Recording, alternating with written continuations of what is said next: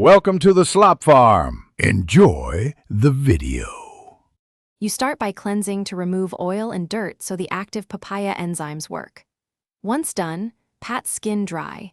Make sure you already checked the kit expiry and did a quick patch test on your wrist. Now, take 1/2 teaspoon of the cleanser from the Banjaras kit and massage gently in circular motions for about 45 seconds, focusing on T-zone. You want light pressure so enzymes reach pores without irritation. Avoid the eye area and lips as you move through the face. Once your face is clean, prepare the papaya enzyme mask because this is where the kit renews texture. Mix 1 teaspoon of the enzyme powder with 1 tablespoon of water to achieve a creamy paste. Smooth texture ensures even enzyme delivery.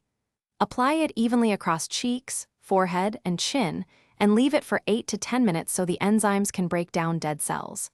When time's up, use wet fingertips to gently exfoliate in small circular motions before rinsing to reveal fresher skin. You finish by rinsing thoroughly with cool water to close pores, and then pat dry so you don't strip moisture. Make sure to apply a light moisturizer, an SPF 30 or higher if you're heading outdoors, because papaya enzymes can increase sun sensitivity. Use this Banjaras facial kit once per week to start, and only increase frequency to twice weekly if your skin shows no irritation. If you experience lasting redness or burning, stop immediately. Apply a cool compress and seek professional advice.